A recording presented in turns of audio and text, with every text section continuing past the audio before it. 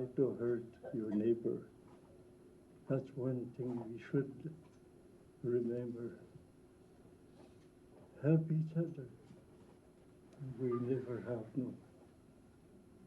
no problems. We always say to our Creator, thank you for letting me know this. Thank you for everything you give me. Miigwetch. Miigwetch.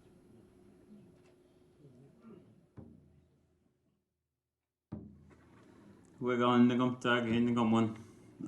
We're guys web the magahi. Ninwich. And then the wag. Kshamando. Pinanakumigo. Kagimichag work to mix it. What that translates to is we thank you, Creator, for giving us this land that we call Kitchemex. Is what we're going to be. It's going to be translated the way we see it. We had over 35 youth participate in our drum nights. Dewegan is living heart. There's no word for drum in our language. It's a heartbeat of Mother Earth.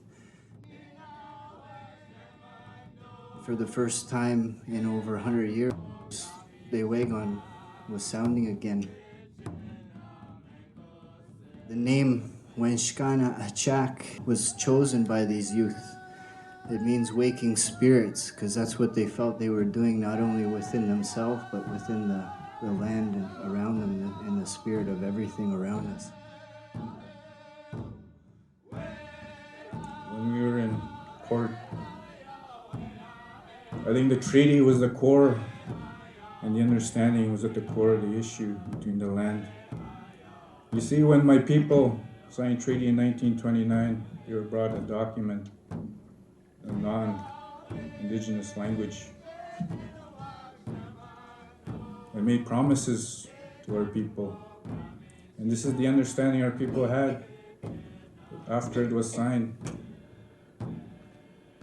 It was written in a language our people did not understand. At the end of the day, it was in English.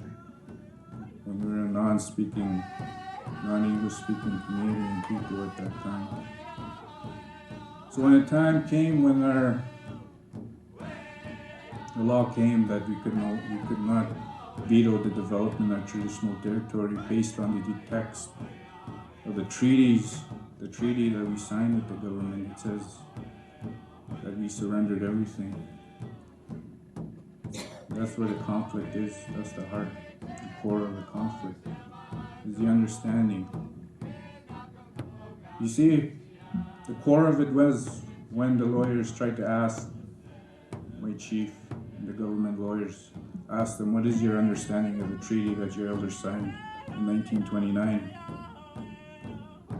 My chief said, 1929, it must not say a treaty. Going to and sit the mag, must not back.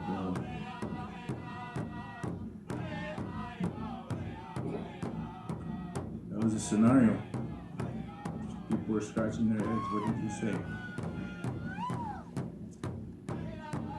And that creates a lot of conflict. And my hope is we can sit down together and work together based on our elders' understanding so that we will benefit mutually in all areas of our lives. I just thought I'd share that message with you. And also, I'd like to make acknowledgement. Unfortunately, Chief Donnie Morris and other delegates in the film could not be here with us this evening due to weather constraints and other circumstances. And I would like to acknowledge our drum group, our youth, who could be here with us today. It means much to us. And the drum, as Steve said, the drum and our traditional ways and ceremonies were displaced due to policies that were forced on us. And now you see it. It is awake and alive, and you see it here today. And our youth are bringing it back. And this is the first drum group in, I could say, in 100 years.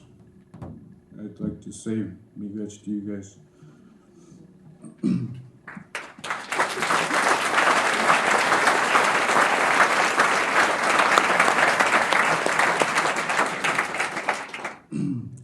And going on to the film, I'd like to convey the film will be difficult. But the content depicted in this film is the reality of struggles and issues that we face not only in KI, but in all First Nation communities in remote Northern Ontario. It is my hope that with this film, that mainstream society could gain an understanding of our struggles we face as First Nations people. It is my hope that we could create an open dialogue as people to take steps in making our communities a better place, a better home, a better Canada. Not only for the people of today, but for the children, and our future generations. So in closing, I would like to again acknowledge your attendance here this evening and taking the step forward and taking a glimpse of our daily lives and struggles. So at this time, I would like to introduce to you our friend who has taken a great stride in educating the mainstream society and opening the doors of dialogue to the betterment of all of Canada. I'll bring you friend Andre Casabon. I'm told that everyday citizens don't really care about First Nations issues. It doesn't sell papers, it doesn't sell documentaries on television, and that we're fatigued of this issue. And maybe I'm naive, but I don't believe it. I know for many of you that are here today, this is a first introduction to something that defines us as a people. And I'm so happy to see how many of you care. And I ask you to honor the stories that you're about to see and to be responsible witnesses to a film that did not happen 50 years ago, that is very current. The children in the film are still children today. We don't need to wait for another report or another committee to make a difference.